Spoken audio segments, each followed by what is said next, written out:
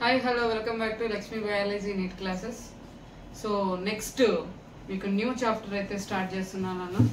So that is a structural organization in animals.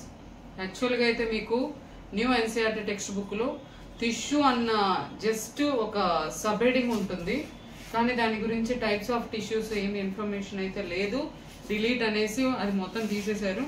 కానీ 2024లో అయితే మీకు దాని మీద క్వశ్చన్ అయితే అడిగారు. నన్ను అర్థమైంది అనుకుంటున్నా. కాన్సెప్ట్ అయితే కంపల్సరీగా మనము చదువుకోవాలి. సో అలాగే ఈ టిష్యూ టాపిక్ ప్రతి ఒక్క యానిమల్ ఫిజియాలజీలో ప్రతి ఒక్క చాప్టర్లో మీకు రిలేషన్ అయితే ఉంటుంది. అర్థమైంది కదా. సో ఎంత ఇంపార్టెంట్ చాప్టర్ అనేది, అందుకనే మీకు టిష్యూస్ చాప్టర్ అయితే ఫస్ట్ టిష్యూ చాప్టర్ చెప్తాను, తర్వాత ఫ్రాగ్, తర్వాత కాక్రోచ్, అలా వన్ బై వన్ అయితే నేను డిస్కస్ చేయబోతాను. సో ప్రస్తుతానికి ఇప్పుడు నేను మీకు డిస్కస్ చేయబోయేది ఏంటంటే యానిమల్ టిష్యూ. ప్లాంట్ టిష్యూ కూడా చెప్తానమ్మా, సో స్లోగా చెప్తూ ఉంటాను. ఓకే, సో రండి. ఇది టిష్యూ. ఫస్ట్ మనం what is the tissue definition తెలుసుకుందాం. చాలా చాలా మోస్ట్ ఇంపార్టెంట్. ఇంకోటి మీకు ఓల్డ్ ఎన్సీఆర్టీలో అయితే డెఫినెట్గా సేమ్, ఓల్డ్ అయినా న్యూ అయినా సేమ్ డెఫినేషన్ ఉంటుంది. కానీ రిమైనింగ్ ఏవైతే చెప్పబోతున్నానో అవైతే మీకు న్యూ ఎన్సీఆర్టీలో అయితే ఉండదు, ఓల్డ్ ఎన్సీఆర్టీలో ఉంటుంది. మీకు ఓల్డ్ ఎన్సీఆర్టీ మీకు కావాలి అనుకుంటే మీరు క్రోమ్లో అయినా మీరు డౌన్లోడ్ అయితే చేసుకోవచ్చు. అర్థమైందమ్మా. సో రండి. Tissue definition: A group of similar cells. Group of similar cells అంటే ఏంటి? సెల్స్ అనేవి సేమ్ గా ఉండాలి, అలాగే ఒకటి కాదు, రెండు కాదు, అంటే కొన్ని. గ్రూప్ ఆఫ్ సిమిలర్ సెల్స్ ఎందుకు అన్నామంటే మనం ఆల్రెడీ సెల్ గురించి టాపిక్ లో యూనిసెల్యులర్, మల్టీ సెల్యులర్ గురించి డిస్కస్ చేసుకున్నాం, అవునా? యూని అంటే ఏంటి? ఓన్లీ బాడీ మొత్తం మీద, బాడీ మొత్తం మీద నాన్న, బాడీ మొత్తం టోటల్ గా ఒక సెల్ ఉంటే యూనిసెల్యులర్ అంటాం, అవునా? అదే ఎక్కువ సెల్స్ గానే ఉంటే దాన్ని ఏమంటాము? మల్టీ సెల్యులర్ అంటాం. కానీ except Porifera, animal Kingdom already నేను మీ క్లాస్ అయితే ఈ ఛానల్లో చెప్పేసి ఉన్నాను, ఒకసారి మీరు వినకపోతే వినండి అక్కడ. సో ఎక్సెప్ట్ పొరిఫెరా నాన్న, పొరిఫెరా తప్ప రిమైనింగ్ ఫైలమ్స్ అన్ని కూడా టిష్యూ తోటి కంబైండ్ అయ్యి నెక్స్ట్ ఆర్గాన్ తో ఫామ్ అయ్యి నెక్స్ట్ ఆర్గాన్ సిస్టమ్ తో ఫామ్ అవుతాయి. అర్థమైందా? మల్టీ సెల్ లో కూడా మళ్ళీ మనకు 2 ఉన్నాయి. వన్ ఈజ్ దట్ ఓన్లీ, అంటే మల్టీ సెల్స్ అంటే అన్ని సెల్సే ఉన్నాయి, టిష్యూస్ లేవు. అలా ఎవరిలో చూస్తామంటే పొరిఫెరా ఫైలం. నెక్స్ట్ రిమైనింగ్ మనకున్న phylum Coelenterata, Ctenophora, next Platyhelminthes, Nematoda, Annelida, Arthropoda, Mollusca, Echinodermata, Hemichordata, Chordata మొత్తం కూడా ఏంటి మీకు టిష్యూ తోటి ఫామ్ అయి ఉంటుంది. అర్థమైంది అనుకుంటున్నా. యూనిసెల్యులర్ సెల్లే, యానిమల్ సెల్ ఉంది, ప్లాంట్ సెల్ ఉంది, అలాగే సింగిల్ సెల్ ఉంటాయి. యూనిసెల్ అన్నాము, ఎక్కువ ఉంటాయి మల్టీ సెల్ అన్నాము. ఇప్పుడు మనం చెప్పుకోబోయేది ఏంటంటే అలాంటి సెల్స్ అన్ని కంబైండ్ అయిపోయి మనకేం ఫామ్ అవుతుంది? టిష్యూ ఫామ్ అవుతుంది. అలాంటి టిష్యూ గురించి మనం డిస్కస్ చేస్తున్నాం. అంటే అప్పుడు ఏంటి అర్థము? సెల్స్ అన్ని కంబైండ్ అయినట్టే కదా, అంటే సెల్స్ ఎక్కువగా ఉన్నట్టే కదా. Group of similar cells, same cells అనేవి group. Okay, group of similar cells along with, దాంతో పాటు ఎవరున్నారు? Intercellular substance. ఇది నాన్న, ఈ మొత్తం ఏమంటారు అంటే ఇంటర్ సెల్యులార్ సబ్స్టెన్స్.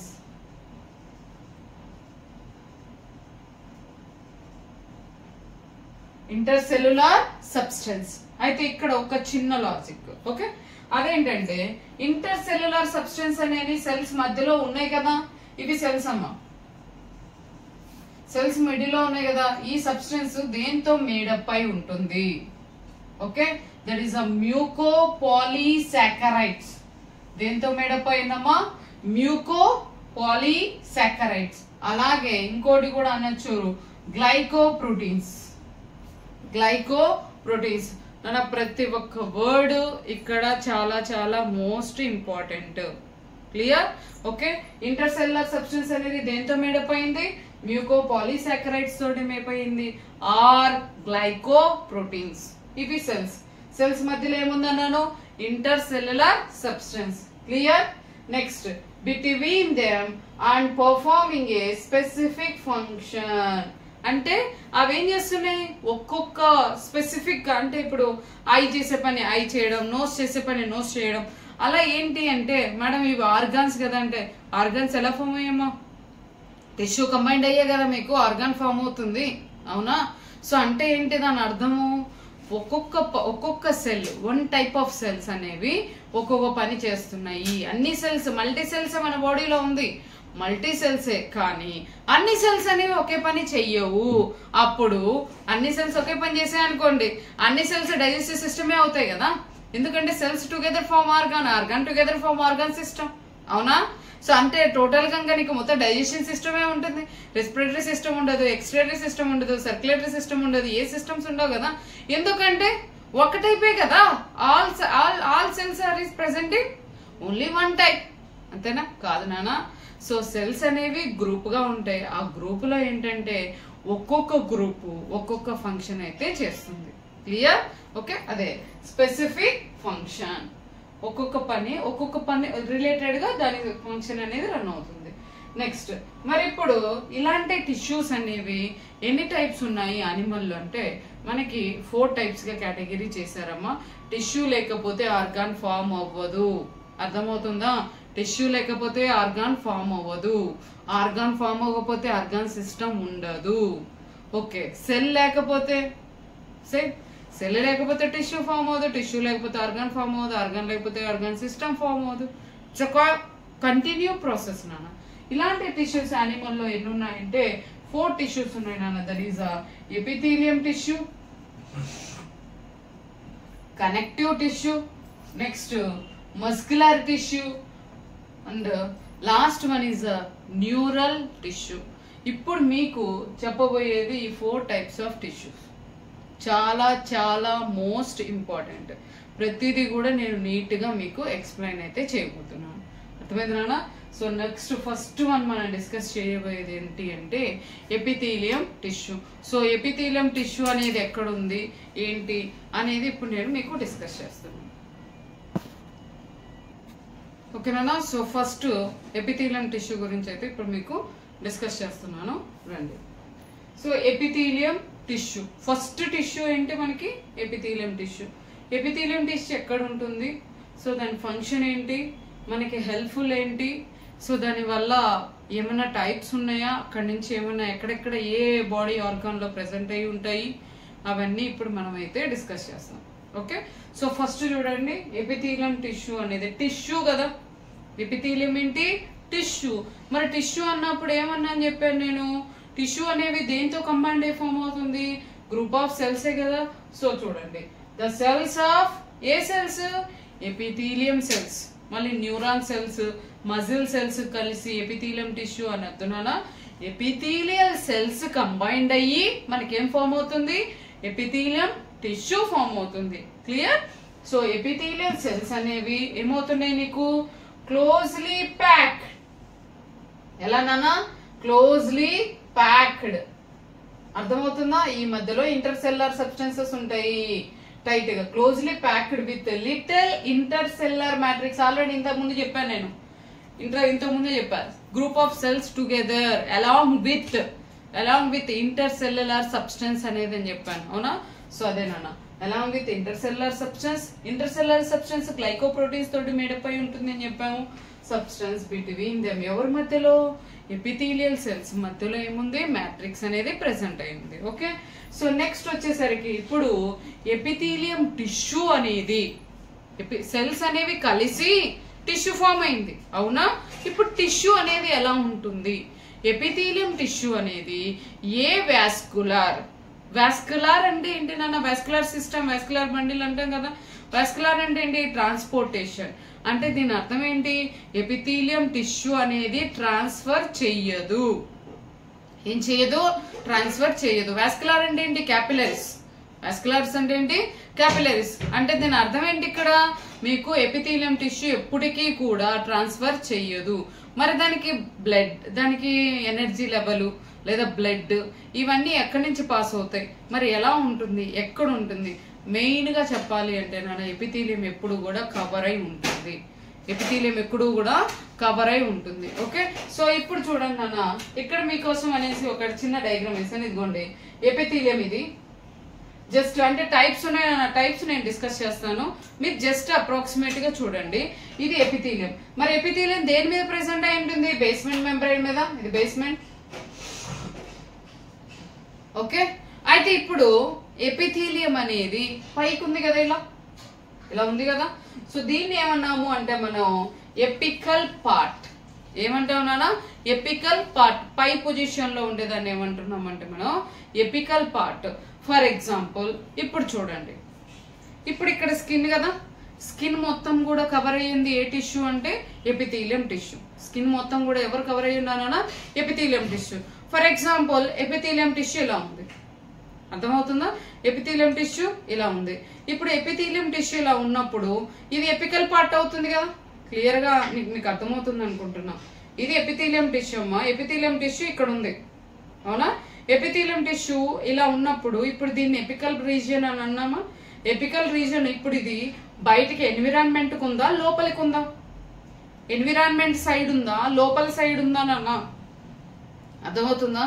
సో ఇది ఏమవుతుంది మనకి, కొన్ని ఒకవేళ స్కిన్ పైన ఉంటే అలాంటి ఎపిథీలియం టిష్యూ ఎపికల్ రీజియన్ ఎటు సైడ్ చూపిస్తూ ఉంటుంది? ఎన్విరాన్మెంట్ కి. అర్థమైందా? చాలా most important bit. Epithelium tissue అనేది ఉంది, స్కిన్ పైన గానీ ఉందనుకోండి, అంటే అక్కడ మీకు ఎన్సీఆర్టీలో ఏమి ఇచ్చాడంటే ఎపిథీలియం టిష్యూ. ఎపిథీలియం అంటే ఎపిథీలియం ఉంది కదా, ఎపిథీలియం టిష్యూలో ఎపికల్ పార్ట్ అనేది మనకి ఎన్విరాన్మెంట్ సైడ్ అనేది ఇంటరాక్ట్ అయి ఉంటుంది. అలాగే inter cellular either faces outer environment or body fluid. Body fluid apical region అన్న. ఈ ఎపికల్ రీజియన్ ఇది ఉంది కదా. అంటే అప్పుడు నేను దానికి ఎగ్జాంపుల్ ఏం చెప్తున్నానంటే, ఇప్పుడు స్కిన్ అనుకోండి, స్కిన్ అనేది ఏముంది? ఎపికల్ రీజియన్ ఇలాగే ఉంది కాబట్టి ఇప్పుడు ఇది ఎవరికి చూపిస్తుంది? ఎన్విరాన్మెంట్ రీజియన్ కే చూపిస్తుంది. అలా కాకుండా ఎపిథీలియం టిష్యూ అనేది ఇప్పుడు మన బాడీ లోపల, అంటే ఇప్పుడు మీకు ఆల్వియోలై టిష్యూ ఉంది, అవునా? ఆల్వియోలై టిష్యూ ఉంది. ఆల్వియోలై టిష్యూ లాగా చూసుకుంటే ఇప్పుడు మీకు అంటే ఆల్వియోలై మనం ఎక్కడుందని తెలుసు అనుకుంటా, breathing and exchange of gases లో చెప్పుకున్నాం, అవునా? సో ఆల్వియోలై లోపల మీకు ఎండోథీలియం అంటే లోపల ఉంటుంది నాన్న. అప్పుడు లోపల ఉన్నప్పుడు ఏమవుతుంది? బాడీ ఫ్లూయిడ్ కే టచ్ అయి ఉంటుంది కదా. బయటగానే ఉంటాయి అంటే అప్పుడు దాని ఎగ్జాంపుల్ ఏంటంటే వాళ్ళు చెప్పింది స్కిన్ లేకపోతే రిమైనింగ్ అనేది వాళ్ళు ఏం మెన్షన్ చేయాల. ఎపిథీలియం టిష్యూలో ఎపికల్ రీజియన్ అనేది 2 కనిపిస్తాయి. 2 ఏంటి అంటే that is one is that environment కనిపిస్తుంది, అలాగే ఎన్విరాన్మెంట్ కి ఎగ్జిబిట్ అవుతుంది, బాడీ ఫ్లూయిడ్ కి కనెక్ట్ అయి ఉంటుంది. క్లియర్ నానా? కన్ఫ్యూజ్ అయితే లేదనుకుంటున్నా. Okay, that is a third point. This are definition of first point, second point and third reason. Next fourth one, ఒక 4 లైన్స్ నాన్న. ఎపిథీలియం టిష్యూ అనేది మీకు ఉంది 4 లైన్సే. ఆ 4 లైన్స్ లోనే ఇంత ఉంది. అర్థమైంది అనుకుంటున్నా. మీరు చదివేటప్పుడు మీకు అక్కడ ఈజీగా మీరు చూడొచ్చు. ఎన్సీఆర్టీ టెక్స్ట్ బుక్ లో నేను ఎక్కడ లైన్ టు లైన్ మీకు ఎక్స్ప్లెయిన్ చేస్తుంది, లైన్ టు లైనే. కాకపోతే ఏంటంటే నేను మీకు ఆ లైన్ అనేది ఏంటంటే ఎక్కడ ఏంటనేది మన దగ్గర స్క్రీన్ బోర్డ్ లేదు కాబట్టి మీకు ఆ ఫోటో అయితే నేను చూపించలేకపోతున్నా, అంతే రీజన్. నెక్స్ట్ ఇప్పుడు ఎపిథీలియం టిష్యూ అనేది ఎక్కడ ఉంటుంది? ఎక్కడ ఉంటుందంటే ఇది కవరింగ్ గా ఉంటుంది, లైనింగ్ గా ఉంటుంది. చాలా ఇంపార్టెంట్ బిట్ నాన్న, చాలా ఇంపార్టెంట్ బిట్. ఎందుకు అంటారా? ఎందుకు మరి ఇంత ఇంపార్టెంట్ బిట్ అంటారా? ప్రతి టిష్యూలో వస్తుంది నాన్న.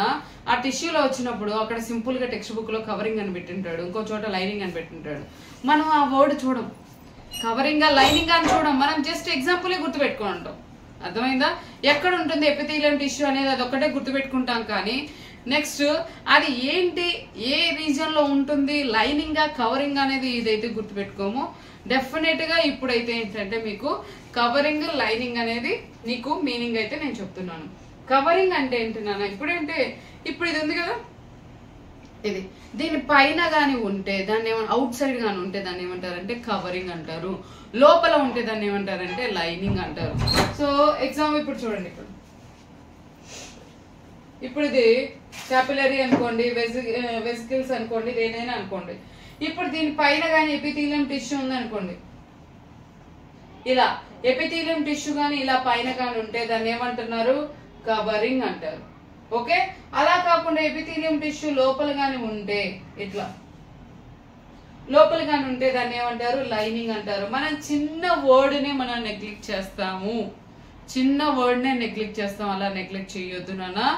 కవరింగ్ అంటే ఏంటంటే పైన మనకి ఏదైనా కానీ టిష్యూ పైన ఉంటే దాన్ని ఏమంటారంటే కవరింగ్ అంటారు. నెక్స్ట్ లోపల ఉంటే దాన్ని ఏమంటారంటే లైనింగ్ అంటారు. ఎందుకు మేడం ఇంత మీరు ప్రెస్ చేసి చెప్తున్నారు అంటే మీకు ఎగ్జాంపుల్స్ వస్తాయేమో, ఆ ఎగ్జాంపుల్స్ దగ్గర కంపల్సరీగా మనం ఈ వర్డ్ మనం డిస్కస్ చేసుకుంటాము. కానీ మీరు ఆ వర్డ్ గుర్తుపెట్టుకోకుండా జస్ట్ ఓన్లీ ఎగ్జాంపులే గుర్తుపెట్టుకుంటారు. అందుకే ప్రతి ఒక్క వర్డ్ ఎక్కడెక్కడ మీకు ఇంపార్టెంట్ లైన్ టు లైన్ అనేది నేను మీకు డిస్కస్ చేస్తాను. ఓకే, చూడండి. First one definition of epithelium, second one A vascular, third one apical region అనేది ఎన్విరాన్మెంట్ కి ఎగ్జిబిట్ చేస్తుంది, అలాగే బాడీ ఫ్లూయిడ్ కి ఎగ్జిబిట్ చేస్తుంది. నెక్స్ట్ వన్ ఎపిథీలియం టిష్యూ అనేది కవరింగ్ గా ఉంటుంది, అలాగే లైనింగ్ గా ఉంటుంది. కవరింగ్ అంటే ఏంటి? బయట అవుట్ సైడ్ ఉండేది. లైనింగ్ అంటే ఏంటి? లోపల ఉంటాయి. క్లియర్? నెక్స్ట్ లాస్ట్ పాయింట్, అలాగే ఎపిథీలియం టిష్యూ అనేది ఇదిగోండి, ఎపిథీలియం టిష్యూ అనేది free surface may have modification. ఇప్పుడు ఎపిథీలియం ఇక్కడ ఉంది కదా నాన్న, అది మోడిఫై అవ్వచ్చు. It is a depend on situation. Apical region, okay, అలా మోడిఫికేషన్స్ కి 2 ఉన్నాయి. దట్ ఈస్ ద మైక్రోవిల్లై, ఇదిగోండి. Second one is that cilia. Microvilli and cilia. Microvilli అంటే ఇదిగోండి చూడండి, ఇలా మీకు డయాగ్రామ్ కూడా వేసాను. ఇలా మనం స్మాల్ ఇంటెస్టైన్ లో చూస్తాం నాన్న మైక్రోవిల్లైస్ అంటే మీకు డైజెస్టివ్ సిస్టమ్ డిలీట్ అయింది కాబట్టి అక్కడ. ఓకే, ఇప్పుడు ఇది మైక్రోవిల్లై అంటారు నాన్న. అంటే మైక్రోవిల్లై అంటే చూడండి ఎట్లా ఉందో ఇట్లా. అంటే అప్పుడు ఏమైంది? సర్ఫేస్ ఏమైంది నాన్న? పెంచుతుందా తగ్గిస్తుందా? సర్ఫేస్ అనేది ప్లేసు. ఇప్పుడు చూడండి అమ్మా, ఇది ఎపిథీలియం అనుకోండి, ఇలా ఉంది. ఇప్పుడు ఇది చూడండి, ఇప్పుడు చూడండి ప్లేస్ ఈ రెండింటితో కంపారిజన్ చేస్తే దేని ప్లేస్ మీకు ఇంక్రీజ్ అయిందమ్మా? ఈ ప్లేస్ ఇంక్రీజ్ అయింది కదా నాన్న. అంటే మైక్రోవిల్లై ఏం చేస్తుంది నాన్న? సర్ఫేస్ ఏరియాని ఏం చేస్తుంది? ఇంక్రీజ్ చేస్తుంది. ఇంక్రీజ్ చేయడం వల్ల దేనికి బెనిఫిట్ అంటే it will helpful for the, అలా ఉండడం వల్ల it is helpful for the absorption. అర్థమవుతుందా? దేనికి హెల్ప్ఫుల్ అవుతుంది నాన్న?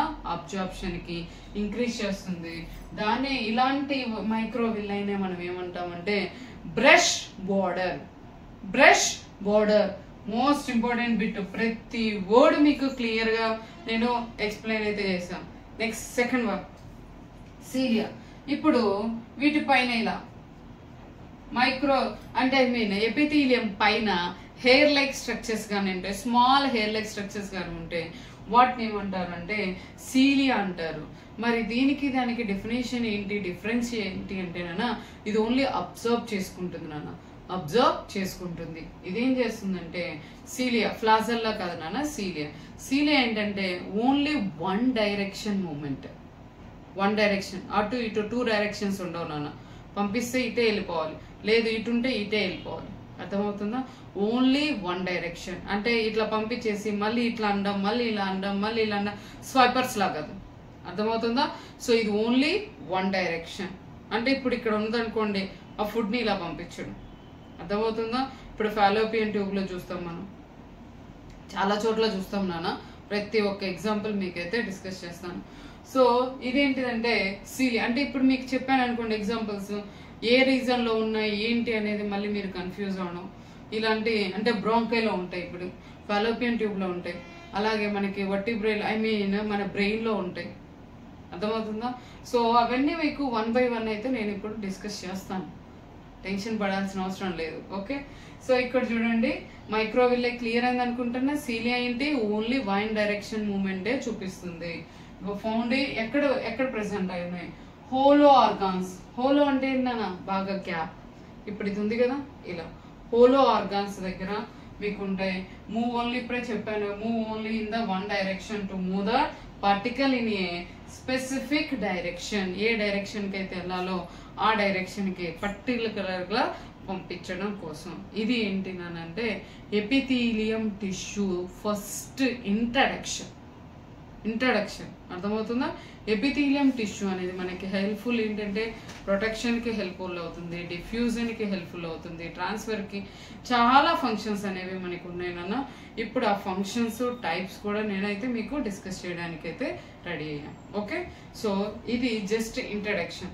నెక్స్ట్ మీకు చెప్పబోయేది ఏంటంటే టైప్స్ ఆఫ్ ఎపిథీలియం. అది టైప్స్ ఆఫ్ ఎపిథీలియం మీకు నెక్స్ట్ వీడియోలో మీరు చూడొచ్చు.